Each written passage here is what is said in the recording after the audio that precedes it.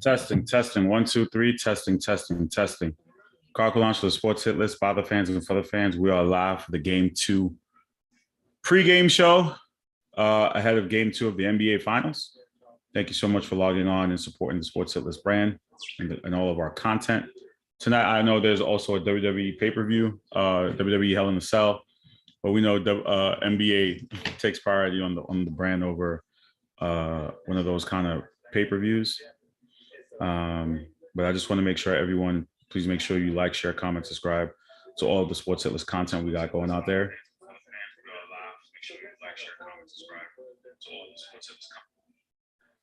I'm going to be sharing this right now to all of our Hit List contributors.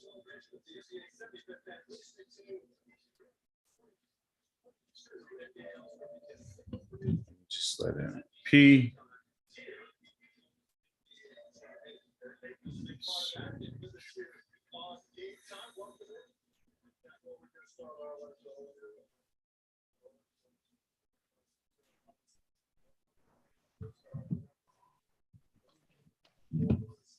Parlay P, can you hear me? I can, my friend. I can. Hold on 1 second. Say that again. Yes, I can, my brother. How you doing, man? Happy Sunday.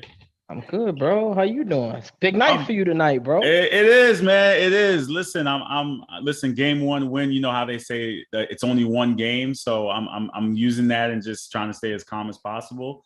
Big game, though. It is. But what were your thoughts after the first game? I know we were in the chat and there was a lot of reaction. Everyone was pretty lit in there. Before we get into breaking down Game 2, I didn't get a chance to really get your evaluation of Game 1. What were your thoughts?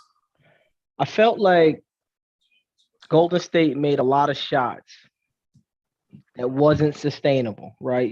Most teams, you get a 7 3-point quarter from Steph, right? You down 25. But what I could appreciate about Boston with their two best players and their 3 quality role players, never felt like they was out of the game. Even in that third quarter where most teams get punched in the throat, Golden State punched them in the throat, right? Close out that quarter up 14, all the momentum. Steph goes to the bench, Clay goes to the bench, and all of a sudden, you get Devin White drop 9 straight. You get, Tatum, I think, went on the 7-0 run, and boom. No, it was Brown. It was mostly Brown, right? Brown, that's what I meant to say. Yeah. Tatum, don't get me started with Tatum. Oh, yeah, boy. It was Brown, yeah. Don't even remind me about your boy, JT. But, I just, Game 1 was interesting. I never for a moment felt like the Dubs were going to run away with that game. I didn't think I'd be lying if I sat here and said I thought the fourth quarter that happened would happen, though, right? Like I didn't think that. No one's. Yeah, I didn't. I honestly didn't see it coming myself. I mean, I knew we were trying to stay in the game, but to have our role players shoot the way they did, it was amazing. It was just like, wait a minute. I know Al can shoot.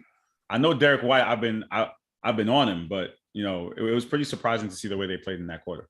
Yeah, I mean, not even just the shot that they made the shots. I mean, they actually had the confidence to take those shots. Yeah. Like, this is the finals, first appearance for all of those guys, right? Like, there was no hesitation. There was no flinch. They all literally was green lit, right? Like, shout out to the coach, right? For them to have that kind of confidence to think, being on the floor means they can take that shot. That goes against the grain of what we know from NBA history, right? Most guys, Tatum is taking that shot. Brown's taking that shot, right? Like, Al might be the only other one that might get that green light. Like, White, Pritchard, you name it. Everybody was literally pulling and making, even the contested ones, right? Like, basketball minds will tell you those wasn't even great shots, but them shits went in, right? So it's always great when it drops. So I don't know. I think this is a must-win game for Golden State. Well, you know what? I don't know if you had a chance to listen to the post game after Game 1, but most of the blame was really, it seemed like 100%. Everyone was just like Steve Kerr. There was no blame kind of like on the players. It was everyone saying Steve Kerr left his starters on the bench a little too long to start the fourth quarter. Do you agree with what Mac, Jordan and Coach was saying? Mike was saying? Sure. I mean, you can give Kerr maybe 30% of that blame, but I'm not putting that on Kerr. Really? Steve Kerr is not the reason Jordan Poole was Olaying on defense, allowing guys to blow by him. Then when he got the ball back in transition, turned it over 2 straight times, which led to 2 3-pointers. It wasn't It wasn't all Kerr. I mean, Kerr burned those timeouts. Sure, the shit he did to start the fourth quarter was wild, but at the same time, you can say you don't finish the third quarter with that momentum if you pull Curry off the floor anyway, right? So either way you slice it, Curry had to get a blow, right? I mean, at least he was scheduled to get a blow. I'm not sure he needed it. We've seen guys go to distance. So the mistake was leaving, non-good decision makers with the basketball on the floor to start the fourth quarter. Like Udoka's lineup was solid, bro. Like he had Brown, Brown was a focal point of that offense. Tatum was a facilitator all night. He had a scrappy guy in Pritchard who literally put the clamps on Jordan Poole. Jordan Poole cannot handle pressure defense, right? Like it's crystal clear. And on the other end, he can't defend anybody on the floor. So I think that got exploited. I wouldn't be shocked. I took the under parlay P. I got to talk some sports gambling for you, right? Absolutely. I took the under on Jordan Poole, man. I got him scoring less than 14 points tonight, just because if I know Kerr the way I think I know Kerr from an X's and O's perspective, he realizes that Jordan Poole can't be on the floor if he can't defend. They'll get the offense somewhere else, right? Like if I'm Steve Kerr, and I hope that's what they do. Like, well, you're not going to get one of those 30-point Jordan Poole games in this series. They're too physical. The guys in green is way too physical, way too talented, way too crafty. So I can't even go out on a limb and tell you that's going to happen. Bro. Oh, well, you know what? We got Cam making an appearance. Got Cam making an appearance because his mom is nowhere to be found. What can I say? What's going on, Cam? What's up, man? What's How up, you doing? Bro? Go Celtics. I definitely got to get Cam a Celtics t-shirt for he sure. He might have one already, bro. Cam is heavy in the Marshalls and the TJ Maxx sections. He got a lot of team apparel, bro. So looking ahead to game 2, clearly everyone is saying it's a must-win for the Warriors. Oof, but some people believe the Warriors will be the Warriors and bounce back. And I think, that's it's just the Warriors, like the Warriors take games off. That's what we said the previous games in the previous series, right? We said that like when they didn't close out Denver in a sweep. We always love to say, the Warriors take a night off, the Warriors will bounce back. Can they bounce? I don't know. Can they bounce back? I mean, again, it's hard for me to even say anything because this is biased Carl talking. My team is 3 wins away from a championship, so it's very difficult for me to try to be as objective, which is why I got your objectivity, bro. Which is why I try to rry on some of you guys to help me out in that department. But honestly speaking, Boston really has nothing to lose to come out here and take another game. And the reason I say that is because Tatum had a bad shooting game. Yeah. He's due for a great game. So who's to say Boston can't take this game tonight? Well, there's not a guy on the floor that can actually defend Tatum. Like the thing that's interesting is the horrible game Tatum played offensively was just due to poor shooting, right? Like he settled for some really bad shots. He took some fadeaway threes. He missed some easy ones that he normally makes. The mid-range game wasn't there for Tatum.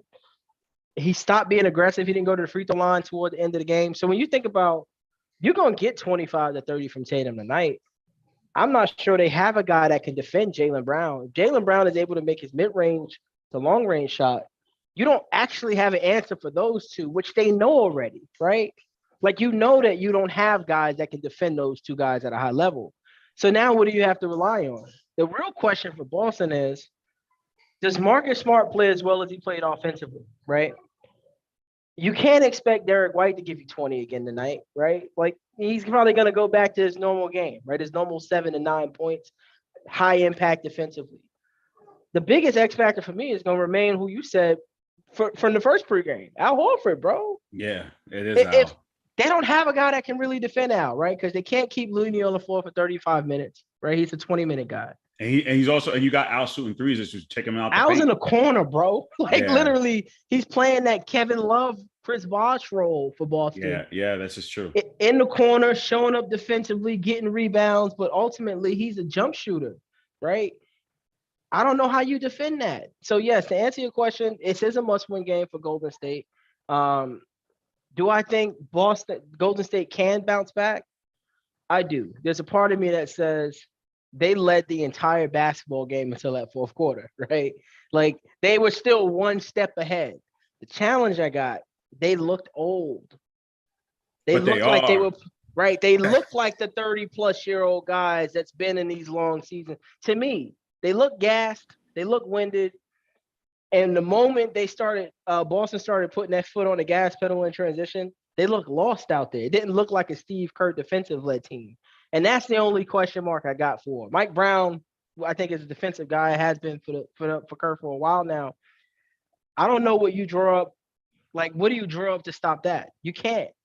That's age. Yeah. Right. They put so much energy into the offensive end that when it came to defense, like even Klay Thompson, there was a series when he tried that weird loopy doopy up and under. And I think somebody in the chat was like, I was like, he looked like me doing the up and under. The next two possessions, he didn't even want the basketball. He like waved Jordan Poole off because he's like, bro, I ain't got no gas, bro. Like literally, I ain't got no gas, So I don't know. I'm worried about the Dubs. They go down 0-2. Yo, you might be talking broom set, bro. I might see you. You know what? I tried to say you that. and your moms with the broom again, bro. Again, I tried to say that, but people laughed at me and they said, you know what? I'm just being biased when I say that. But when you look at it realistically, when you talk about older versus younger, you're talking about a team that has like Jason Tatum under 20, under 25. I think Jaylen Brown is under 25 as well. Right. So like their two stars are under that age. Fact. When you look at guys like Derek White, and it seems like, again, I'm not going based off of one game, but just looking at the trajectory of their run during the playoffs and the way it's fresh. So it's fresh. It's not too crazy to think, but I mean, as far as offensive wise, again, you're Steve Kerr. Clearly, you're going to make the adjustments, right? So what are the key adjustments that Kerr can make going into this game? Well, I know he got a love affection for Andre Iguodala, who's 38, which disproves we just talked about age. I don't see he hasn't played since the first round. I don't see how you can have Iggy play 12 key moment minutes because he was part of that fourth corner lineup that got cooked, and Kuminga, who's literally his son's age, right? Like literally way more athletic, way faster, slasher, can do a lot of different things with the basketball in space, right? He's one of those system guys. I just don't see how you can have that. I can't see how Poole plays 25 minutes in game 2, but then you have a Moody and the league combined to play 1 minute of garbage time when the game was blown out of proportion, right? In that fourth quarter. To me, that's the question mark. Boston already figured out the whole Otto Porter mess, right? Like his 4 made threes weren't key moments. He got cooked on defense. They had Otto Porter on Jaylen Brown, right? In my mind, now again, Otto Porter's like 35, but he has the body of a 45-year-old with all his injuries. He ain't the same guy on defense. So I'm super duper curious to see what offensive adjustment rotation-wise Kirk can make. Like, you got to ask yourself. Well, who can run that off? 29 years old. He's not. He's only 29. He's like 39. Yeah, he's 29, bro. Crazy. That's because he looked like Wilt. That's why you thinking that, because he looked like Wilt's kid. Bro, he's older. He's 29. Yo, I think I might be able to take Otto Porter baseline, bro. Like 29. Yeah. Well, here's another factor that you didn't really talk about was Andrew Wiggins too. Ooh, my boy. Wiggins as well. We forgot again. They have so many wings. It's like sometimes you forget who they have. Gary Payton Jr. Didn't play in the game as well. He's also. I think he'll be out there. He's got to go. So they have, and again, Draymond Green. Offensively, we know he can't score as well. Offensively, he's there for his. Can I stop you for 1 second, Carl? You can't shoot 2 for 12 if you Draymond Green. Either do what you do, which is don't take shots, or make the ones you take. He shot 4 3-pointers. My man, Draymond. That ain't your game, baby. You was never a 3-point shooter, right? Like, but he's open though. Plays, honestly though, he's open though. So you not think he's gonna take them? Attack and kick. Do what Draymond does. Fair, right? Fair. The moment he attacks the backs, they're not gonna move out of the way, right? Like that's their offense. If you Udoka, you did everything perfect defensively. If after the 19th pass in the possession, Draymond Green is the guy open at the top of the key, that's exactly what you're looking for. Like strategy-wise. Yeah. If there's a guy on the court you want open, it's Draymond Green, I promise you, right? Yeah, well, you know what? Your football brother right now just said that. He said there's a reason why he's open, Carl. It's wide open on purpose. Yeah. That's the strategy. And it's similar to what the Warriors are trying to do. In a weird way, they rotated away from Al Horford to force him to make those shots. The problem is, well, he made them. He hit 6 threes. Yeah, he made them because he can't make a consistent jump shot. He can for sure. Like that's the problem, that he actually made them. Like that's the challenge. But to back to Andrew Wiggins' point for a moment, like Wiggins offensively, there were moments in pockets where he was aggressive, and then he went away from being aggressive, where he was just coasting up and down the floor. And I think a lot of that has to do with the assignment being on Tatum and the activity that Tatum gets, fighting through the screens all day. It's a little bit, Tatum runs a little bit of a different game than I would probably say Luka did. Luka could give you 40, but not move around the basketball court, right? Right.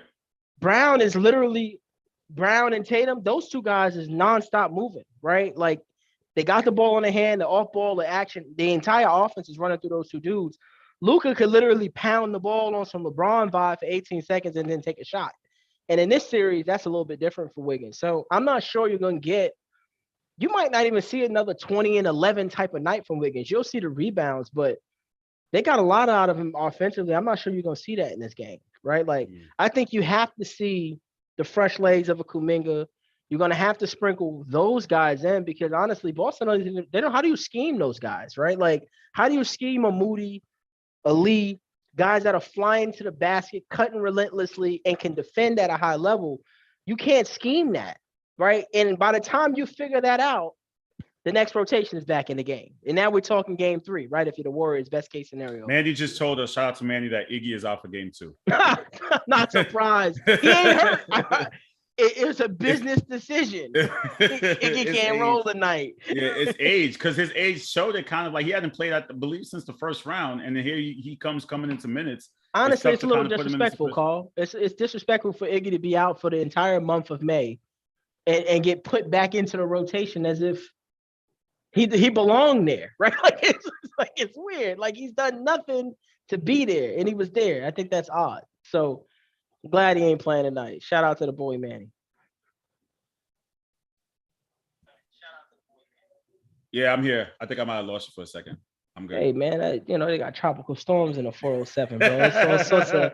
I'm good. The sun just came back out. What can I tell you? I'm good. No. So clearly Steph wasn't the issue. I mean, he went scoreless. Maybe he was. He went scoreless in the second quarter, but clearly, defensively, some kind of say Steph is not that great of a defensive player.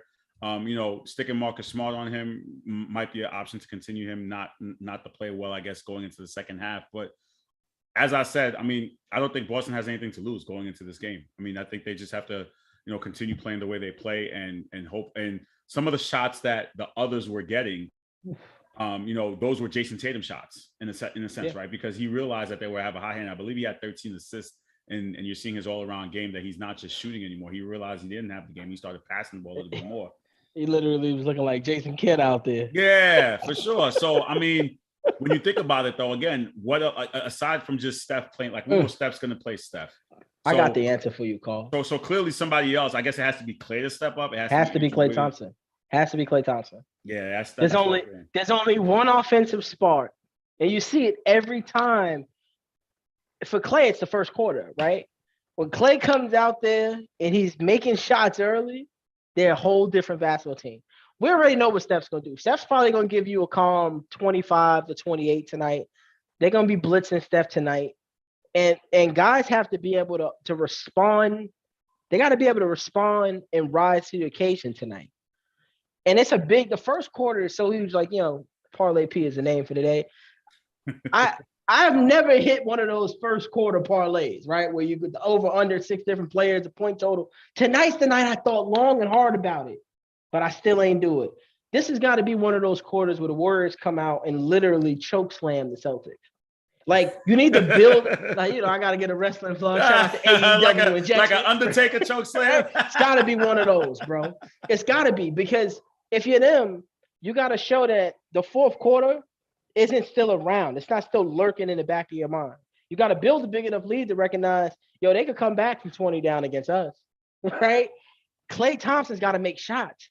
He had 8 points going into the fourth quarter in game 1. 8 points. Mm-hmm. Made a three, made a layup, right? Got that garbage dunk at the end of the game. Like, they need Clay. You need game 6 Clay in game 2. You're going to need a 20 to 24 tonight. He's got to match Jaylen Brown. If you can't match Jaylen Brown, you're looking at a 2-0 series lead, Mr. Coulange. Well, Parlay P, give us that parlay. Like, give the people the advice on the parlay tonight. What's going on? Go conservative, man. Word of the wise. As some will know, most of y'all hear it all the time. I don't know what I enjoy more, right? Winning a parlay or losing knowing that I should have won because fluke things happen. I won 11 out of 12 on Sunday night. And the guy who fell was Jason Tatum. I didn't ask him to hit his numbers. I didn't ask for the 25 and a half. I needed him to score 19 and he dropped 12. Right. But I'm confident in my strategy. So strategy for tonight's parlay is very aggressive. A lot of 3-point shooting, which means lots of rebounds, right? From guys that don't typically get rebounds. So I'm taking the Curry's rebounding at 3.5. I'm taking the Wiggins rebounding at 4.5. I'm taking Draymond at a modest 5 boards because we know, even though he had 11 boards in game 1, he's a technical foul candidate to get ejected at any moment, right? Like, in my mind, he begs to get tossed, right? So as a gambler, you got to be very cautious with the lines you take from a Draymond. But Kayvon Looney, I'm going with 6 boards. He finished with 9 in 25 minutes. Essentially, I got a 12-leg running with 11 rebounders. Right? Like, literally, the both starting lineups is in my damn parlay at a very, very, very moderate. I'm willing to spend more. $100 pays out 1,000, essentially, with my parlay. So, but I got 3 others, but I don't want to bore y'all with all of those. A few different combinations. I got the Celtics winning on one. I got the Celtics with a plus 11 in the event they are losing, but I still could win. I got a lot happening. Parlay P is in the business. For the finals, you get NFL energy when it comes to the betting from Parlay P. Well, you know what? I got to be honest with you. Yesterday, I was in the other day. I was in the barbershop getting a cut, and my barber pulled out his phone. He's like, "Yo, you do this FanDuel?" And he's telling me the parlay shit. I'm just like, "Yo, what the hell's going on?" Yo, FanDuel gonna put people out of business, bro. Bro, I'm telling you, my barber was on there. He's asking me because we talk ball all the time. He's like, "Bro, you're not playing the fan." I'm like, my boy P plays all the time, and he's always talking about the parlays. And I'm like, I can't give you advice, but next time I talk to him, I'm gonna hit him up and let you know what's the advice to get. And he's just like going off and on about players not playing what they're supposed to. Mac is good on that. Mac is very good on that. I don't know if you talk to him on the side, but Mac has been very key in terms of knowing what the parlays and knowing different things and why they happen. Because Matt got a sense of game flow. Like, when you're a legendary hooper like Matt, you understand when you get to this level, guys that get off are going to get off. There's not going to be many Derek White stories out there, right? Like, the truth is, we knew coming into the series that Jaylen Brown has a chance to win Finals MVP, right? Like, we knew that already. We already know about Steph and Clay. When you get to this level, execution is at the highest of the highest levels, bro. Like, we talking about, I thought Vegas was tripping in game 1. They said the point total will be 213. I'm saying to myself, nah, that's not a chance. Bro, it finished at almost 240, right? Like, and tonight, 215. It's going to be a shootout. Like, with the threes these guys are taking. Well, you know what? Guys are going to make shots, bro. Nowadays, do you have a feeling that the players check the FanDuels and know it, and they're looking at it? And do you think they may purposely do something just to fuck it up? No, man. You don't want to believe that, but they're checking it though. But they are checking what the spread is, what the total is, what the parlays are. They have to be now that it's legal, especially in more states. They have to be checking it. Let me tell you, sir. I blame guys like LeBron for why players are so caught up in the moment, live, of what their stats are. Right? LeBron is the reason guys sit at the podium and they're looking at the stats, talking to the media. He was like the first guy that did that, right? Like, we just want to know your thoughts on the game. And now it's become culture, which I absolutely hate. They don't do that in baseball. They don't do that in football. You ain't never seen Tom Brady, yeah, man. So it looks like I went 29-31 today. They don't do that stuff, right? Yeah. LeBron killed that for the NBA culture. But so I know religiously, players are very aware of what they're doing all game. They look up at the scoreboard, they can see their numbers, right? It's crystal clear. I'm at 18, 9, and 9. They know to go try to get the triple-double. They don't need somebody to tap them on the shoulder, right? Like, man, you could be the 6th person ever to do a finals triple-double. They're going to go try to get it. From a betting perspective, these guys in the NBA getting so much money, they don't care about no parlays, bro. Hey, you think Jason Tatum cared that he only had 12? He don't care, man. Yeah. Well, before I let you go, I want to talk about, I don't know if you saw the Richard Jefferson clip when talking about Adam Silver may possibly shorten the NBA season. Now, that's been a topic of discussion. For those non-NBA diehards, clearly I love the 82 games, but some of us believe the season really starts after, Thanksgiving, after the NFL is probably not as hot anymore. Towards Christmas time, or probably starting it in January. So there has been rumblings, but true NBA fans are a little disappointed talking about how players should be able to play an 82 game schedule. You should be able to play and then I don't know if you saw Richard Jefferson's video, but he basically was saying how much more coddling do we have to do to these NBA players? They already get an extended week off for the All-Star break. They're already getting more medical treatment. They're taking games off. So how much more can we, accommodate these new type of NBA players who don't want to play an 82 game schedule, who want to, they already have less back-to-backs, so all these things to accommodate the players. What more can they do? Here we are trying to lessen the NBA schedule now. Now you're basically taking away less games. That's less, and they're still getting paid a full salary. Well, the challenge is this, right? I'm gonna tackle this from two perspectives. I think people have to be very careful when they think about what's the right answer, the wrong answer here, right? And I'm gonna do my best not to reference the NFL, but you can absolutely, but it might come out. It might come out. It's right? okay, because you know what? When we're talking about sports, we look at, and I know Adam Silver looks at the NBA schedule. He looks at the MLB schedule, and that goes in hand with TV deals because that's how they make their money, right? So you're talking about lessening games. That means you're basically contractually will NBA on TNT and ESPN want less games. Now you're telling them that you're not going to provide them 82 games. You're going to provide them 75. That means you're not starting until possibly let's go a step further, because those are your free channels. What happens to the league pass holders that spend $300 a year to watch TV? This is true. Very, very true. Absolutely. Do they cut their revenues by 30% because Adam dropped 30% of the games, right? So in my mind, I can give you this two perspectives. Adam Silver's reasoning for wanting to change the schedule is the worst reasoning from a league runner you could think of. His reason for lowering the schedule is to combat load management, which in his mind will drive star players to play on the road, right? It's the ticket sales mentality. Mm-hmm. How do we continue to break hearts of our fans who show up to watch superstars and they don't play, right? The answer from coaches is, hey, well, this he needs a break. LeBron's 38. He's got to take a day off. Sorry, he can't play in Orlando. I'm in Orlando. They look forward to LeBron showing up at the Amway Center. He's the only reason people are going to buy tickets, right? So when you think about it from that perspective, that's Adam Silver's push, right? What if we go from 82 to 65, yada, yada, yada? I honestly think the biggest issue with the NBA is the duration of the season. What Richard Jefferson was talking about, the whole week off, they all get a week off. The NFL gets a bye week, right? Right. Major League gets All-Star week. They get the least amount of time off, actually. It's usually like a 4-day. But if you're an All-Star, you don't get anything but maybe 3 days off, right? So the duration, we're talking in a normal season. The NBA official start date's usually in October. Late October, last week of October now. Actually midweek October now, because they right. It's going to run the Father's Day, right? We're talking almost 9 months damn near, right? Of an NBA season.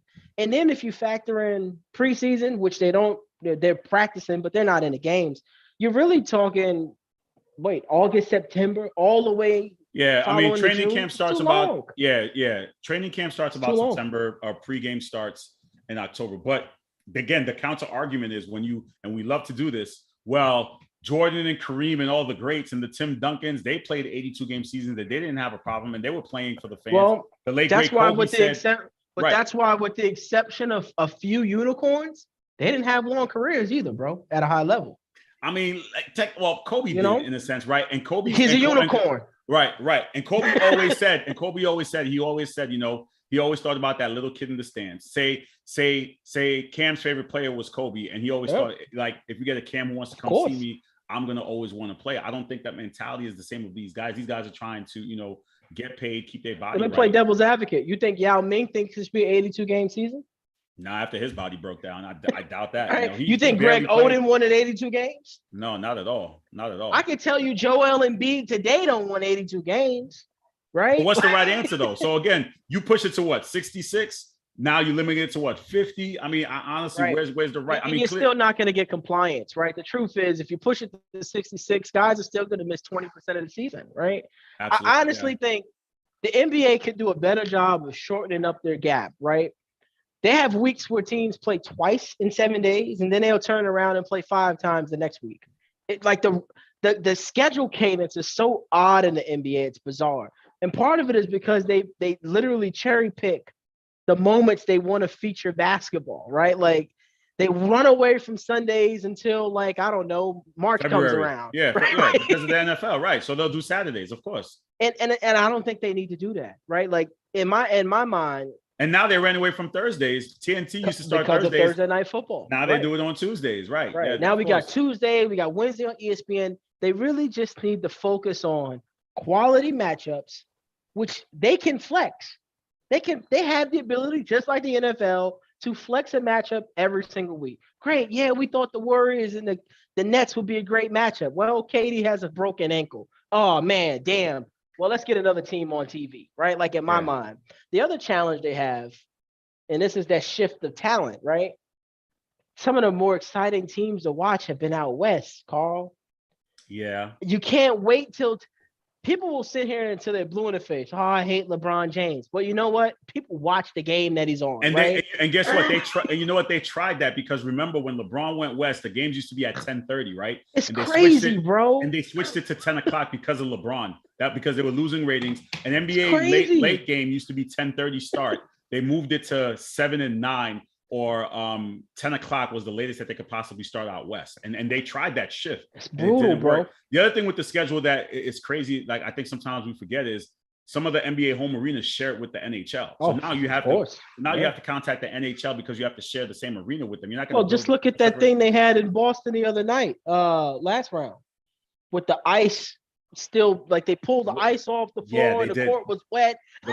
Yeah. So there's a lot of moving parts that they have to do in terms of travel. And clearly, like if a team's playing Orlando, clearly they're going to want to play Miami the same, like on a back-to-back or in the same week because they're already there. Then you have the Lakers with their Grammy road trip. You know, they have to be out of town for. Oh, how about the Spurs with the rodeo every year, 19 days on the road? Yeah, exactly. So, crazy, right? So there's a lot of moving parts that go into a schedule that's just like, you know, it's crazy to think how everybody wants less games and they want this and they want that way. It doesn't necessarily work like that.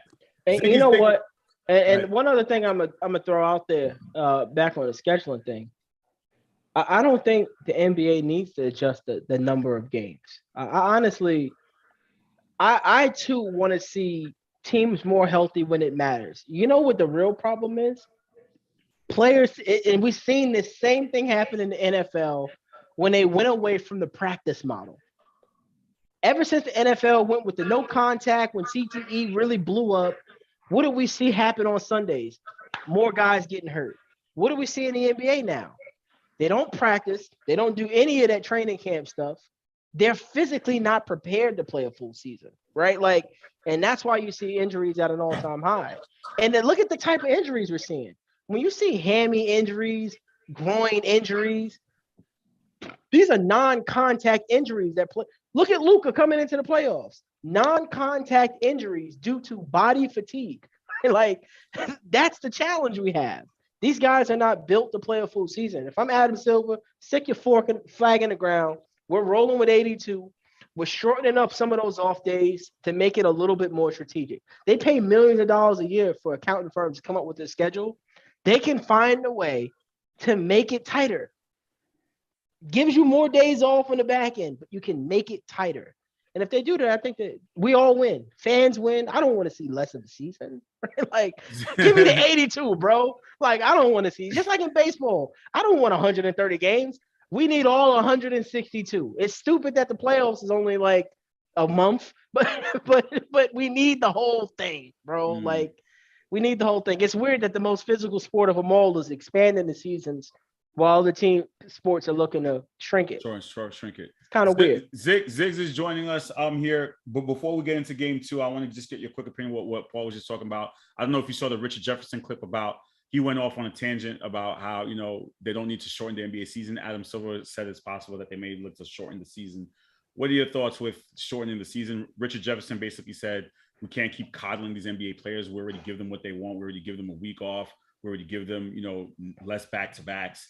They have the best training staffs ever. Richard Jefferson sound like an old hag. But that's the thing, though. He used to play in those seasons. Like, again, you're talking about, Paul, it's like you retiring from your job and you realize at the peak, like the coworkers that you used to work with are getting better treatment than you. Of course, they're going to go off on a tangent and be upset about it. You should be thankful that you had an impact on that, bro. Like, you should love that. Ziggs, what are your thoughts here? Shorten the season or keep it at 82? No, I think we need to keep it at 82. I think Paul said it best already. I agree with Richard Jefferson. Remember when we used to have the NBC triple headers? Triple headers. The back-to-back games. They've shortened that. They gave you less games in the week when LeBron was pitching and complaining. What more do you want? You know what I'm saying? I think you're in the NBA. You have to abide by the rules. I'm not saying that you have to change everything over, but you got to abide by the rules, get in better shape, so that we, as Paul said, we can stop seeing these non-contact injuries. Luka, as he just mentioned, that was a prime example. I'm not going to linger on this because I definitely want to get to the basketball games, but no shorten the season and keep it 82 games. If you don't like it, play another sport. All right. So that being said, hot take. He graded tests tonight. It's June. Ziggy's he feeling got really paper good. graded energy tonight. It's almost close. School's almost over. Zig feeling real good. Yes, sir. So game 1 reaction. I mean, clearly we were all in the comments. Were you surprised by the others that we spoke about when we did the show last Wednesday that actually showed up? They all showed up. Were you surprised at that? Who's that question for? Oh, for you. Oh no, I wasn't surprised. The Celtics have a roster that's pretty deep. What I was surprised at was the eruption more so than anything, the explosion of 3-pointers that was coming. I didn't expect that to happen. It was like the whole team just got hot at the right time. As we mentioned before.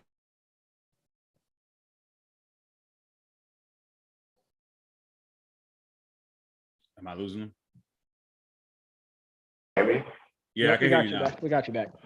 Okay. No, basically what I was just saying is that I wasn't surprised. It was more so the eruption of 3-pointers that I was looking at, the explosion of 3-pointers. So I wasn't as surprised. But I don't see it happening again tonight. I think that was an anomaly. But I could be wrong. I was wrong.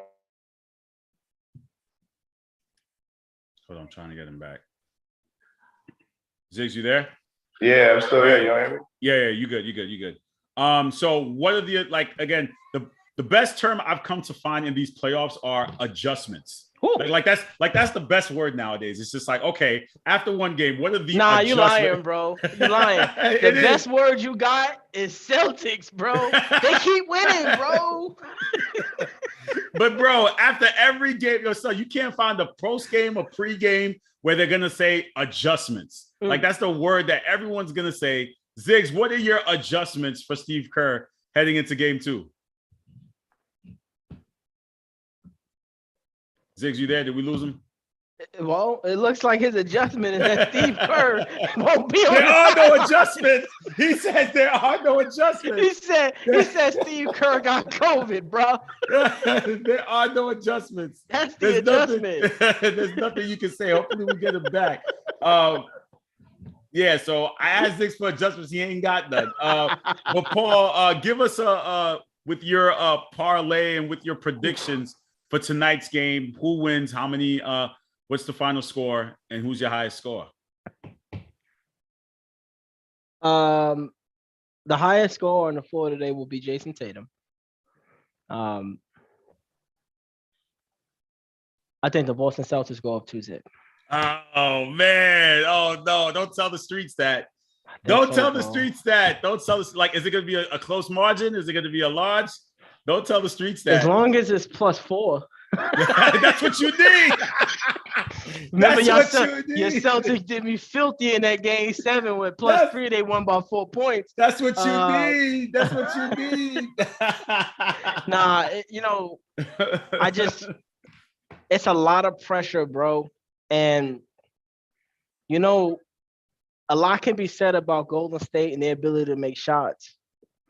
But if you don't come out shooting early, you're in trouble, bro. Like, this is going to be like, the thing is, Boston has the ability to play such a physical style on both ends that the finesse play, as we've seen, they dominate the finesse play, bro. And they dominated this. I can't get it out of my mind watching Kerr's timeout talking about it's our time to respond and watching Al Horford come down and hit 2 more threes in their face. Like, I can't get it out of my mind, bro. Like, it was crazy. Yeah, they were running the Steve Kerr talking about, and the next thing you know, Al hits a 3. Like, he's literally popping a 3 in your face, bro. Like, in my mind, that's a lot to overcome. Like, I'll give you an example. I'm not sure I've ever seen a team have a quarter like that and respond, bro. Right? Yeah. Like, think about the Cavs when they came back in 16. They were in those games and blew them down the stretch, right? Go down 3-1. But the difference is Cleveland had 2 cats that could literally do whatever they want whenever they want it. And LeBron and Kyrie at that time, both primed, right? I'm not sure they got that in Golden State, bro. Like, and the basketball world don't want to hear this. KD been real chatty. He been extra chatty out there. Like, the week KD has had made me not love him as a basketball player anymore, right? With the emotional tweets and responses to everything being said in the media. I just seen this back and forth with Stephen A. Smith saying him and Shannon Sharp ruined the game, right? There's a lot of drama. You know why though, right? Because of course, because everyone was saying the Warriors got back, they didn't need him, right? They need his ass tonight, bro. Yeah. That's what I'm trying to tell you, bro. Like, they need a goon, bro. Like, but Jordan again, Poole was a goon all year until this series. Again, if you want to listen, being petty, we all could be petty, right? 2015, the Warriors only won. Kevin Love and Kyrie Irving were not there. I'm just saying, right? This is the chatty patty session of the Hitless show. But what you're saying is accurate. Right. He pulled up with his girl Zoom. Yeah. So again, 2015, Kevin Love and Kyrie were injured. 2016, they lose. 2017, they get Durant for 2017 and 2018. I'm just saying that 2019, KD goes down and they lose. So it's to him, when you say that they get there without him, he's probably giving that side eye like, wait a minute. The last time they made it, they lost without me. So what are we doing here? You see what I'm saying? So it's not too far-fetched. I don't know. I just feel like KD is, when you ever see those triangular, those tiers, KD is so high on the tier that he don't need to respond to that kind of stuff. Like, I give LeBron so much credit. He never responded. I don't think LeBron's ever responded to anything other than the Klay Thompson jab, which they went on to actually stun the Warriors, right? Like, you can't do that. Jordan never responded to that kind of stuff, bro. Like, I know I'm the shit. I don't need to respond. Like, I'm like that at work, bro. Like, in my mind, I'm Jordan at work. I don't gotta respond. Yeah. Haters gonna hate, bro. But they need KD ass tonight. They needed a goon tonight. So Ziggs, I don't know. I was talking about adjustments, right? So what adjustments do you got? That's a good question. I heard you when you was asking that question, and this phone started to conk on me. So yeah, if you see a shorty's name on the Zoom, that's definitely mine. I had to go grab that real quick. Just a shout out to her though. To Appreciate adjustments really quickly. She had an adjustment. She came through in the clutch. She going interrupt her Instagram swipes. But to talk about adjustments, I think one of the adjustments I want to see is the Boston Celtics kind of play a little bit up. And what I mean by playing up is in terms of drop coverage. They was doing a lot of drop coverage on Steph Curry in the beginning of the game that allowed him to kind of go crazy. I don't see them doing that this game around. That's obviously a Boston Celtics adjustment.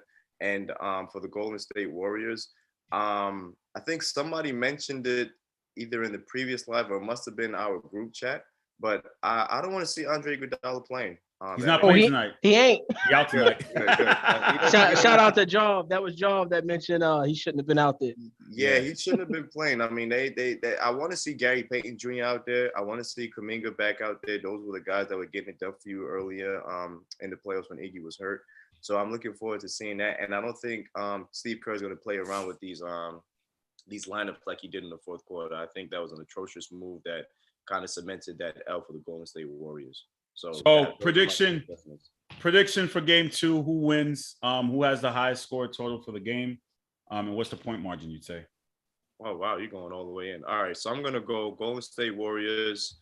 Give me the Golden State Warriors. I think they're going to come out upset. So I got the Golden State Warriors in a blowout. Golden State by at least 15 or more. Yeah, I'm going with that. What? Sorry. Yeah, I'm going bold, man. I'm going bold. And give me Steph Curry to have the high point total. I'm going to go with, let's say, 35 plus. And yeah, that'll be it. I think either way, Golden State's tying this game 1-1. Hey, Jacinta, I gotta call. I can't even call you Zig after that one. Jacinta, can I ask you? You might not know the answer to this, but anybody know how much Steph scored in the first quarter in game 1? I think he scored like 21, if I'm not mistaken. 21 or something 21. Like that. So Steph played an additional 26 minutes of basketball. 26 minutes and scored only 12 points, and 5 of them was when the game was over. You mean to tell me he's going to be the high scorer against the adjusted Celtics defense tonight? Whew. I'm going with Steph Curry again. I don't think he's going to go cold like that. I think he's going to continue to pull. You know what, Carl? You might have to clip this one. I don't expect him to be cold either. I expect him to come out firing. Right, but you know what, Zig? I don't think it was a Steph Curry problem. I think it was the other's problem, and we spoke about it. Otto Porter made 4 straight threes in drop coverage. Right. So absolutely. Right. So I believe Steph is going to be Steph, but we know Draymond score? We know that's a problem. Can Klay Thompson be himself? And we want to talk about Game 6, Klay. Can Andrew Wiggins actually come about? Can Jordan Poole be what we thought was the 6th man of the year? I don't think it's a Steph. Like, we know Steph is going to get his shots. It's a matter of what are the other players going to do around him to help him get that W? Did I lose him again? You know what? Yeah, absolutely. Jordan Poole is definitely slipping. You got to get Jordan Poole off the floor. Sorry, yeah. It's all good, bro. We're about to sign off anyway because it's almost game time. I think that's it. Basically, yeah. So we got Andres in the comments. He says Klay Thompson smells. You know how he feels about it. I mean, he been talking about Klay for a while now, bro. He has. Damn.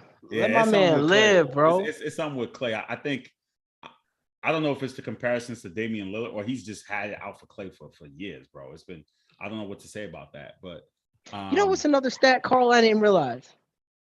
Steph made 6 threes in the first quarter. He did. He went 6 for his first 7. Yeah. Did you know he made just 1 of his next 7 after that? Yeah, he did. Well, again, he came out hot, and then he probably got and the Celtics tied him out. Again, how much can you run through in terms of with the best ranked defense in the league? How much can you run through screens and trying to shoot? And then you got to go on the other end and play defense. You see what I'm saying? Where's my note? Notepad, you taking notes? Man, look how I'm off this week. I ain't working this week, bro. Jared James, man, special shout out to you, bro. Suffolk County Community College. Yes, understand the mission. We know what it is. We got 3 more wins till the mission is accomplished. I just want to say, how do you know all these Celtics fans, bro? Listen, I'm in my lifetime, bro. I've never seen. So I had people in that Paul Pierce photo I posted and tagged the sports head. I had people hitting me up all over the place, bro. Yo, I'm in like 7 or 8 group chats, and they all message me after my videos I posting them. So I get them all like riled up and shit, and I get people messaging me all the time. So and they all friend request me because I go crazy. So that's how I join like a Miley Cyrus chat if I want to get my followers up. Like a That's Billie what I do. Eilish. I have like 7, you know? bro. I have like 10 Celtic groups that I've joined on Facebook, and every time I make a video, I just drop it in there. Next thing you know, I have a new friend added. Someone's watching on the Hitler Streets, and then Jared was actually added because we teach on 2 different campuses, so we've done some work together on these Zooms and platforms. And when he said, like, I think we were in one class together, and he said he's a Celtics fan. I'm like, oh, I'm a Celtics fan too, bro. And next thing you know, we're talking about it. So it just so happens that everybody's out there. Like, share, comment, subscribe. I'm trying to get the panel together for a post game. Mac, Coach, and my bro to do a post game. So we'll see if they actually respond. I'm sure they will. But everybody enjoy game 2. Paul, send my love to the fam. And I'll talk to you soon. NFL season, as crazy as it sounds, is almost here. We're almost ready again to go back on Sundays. So yeah, it's about 91 days away, my brother. Yeah, you know? I'm ready for the I'm ready for the season. You know me. I'll be as you should be. You know, I love all of the segments. I love all the shows, but you know, the Sunday show got a different energy, bro. It definitely shout out do. to Trav. Shout out to Rick. Shout out to everybody. We literally have everybody on our show, right? It's the most inclusive show that exists. We do. Right? And this season is gonna be spicy because you know what? I was actually listening to Greeny the other day. He believes out of these 4 quarterbacks, one of them is gonna win the Super Bowl. He says it's gonna be Tom Brady, Josh Allen, Patrick Mahomes, or Aaron Rodgers. He said one of them is gonna win the Super Bowl this year. I'm laughing at the last one. The last one is crazy. Aaron Rodgers can't win a Super Bowl. That's you know what I'm saying? He said, it's not possible. But again, picking out of the 4, who would you say early on? Out of those 4, if you can't, that means it's not coming out. I know it's still early, but you don't have to answer it now. That's probably my leading question because this ain't my show, so I can answer it. I can't be held accountable for takes on other shows, right? Yo, Josh Allen, bro. Really? Shout out to Declan Krogman, bro. Josh Allen, bro. It's his time, really. Okay. That team is so talented. And they just keep getting better. They keep drafting better. They keep adding talent. Von Miller, Dalvin Cook, little brother. Tua wasn't a category, Rick. Rick is saying Tua. He wasn't even an option. He wasn't even an option. That's how you know you failed. Pay attention. He wasn't even an option. Yo, Josh Allen, bro. Like, Josh Allen is in a weird way, man. He's sort of this hybrid QB because he could get it in the mud if he needs to, bro. He'll put his shoulder down. He's 6'6", 280, bro. Like, we know he got a cannon. They got the premium receivers. They've developed receiver talent behind him. O-line solid. Rick said I'm making him an option. We'll see about that, bro. This season gonna be real linear. Are you crazy as hell? Yo, Rick, we need to see a game together, bro. Like, yeah, for sure. All right, we're about to sign off. 10 minutes to tip off. You guys like, share, comment, subscribe. Paul, appreciate you, man. I'll talk to you soon. You guys enjoy the game, and we'll try to be back here for a post-game reaction. Take care.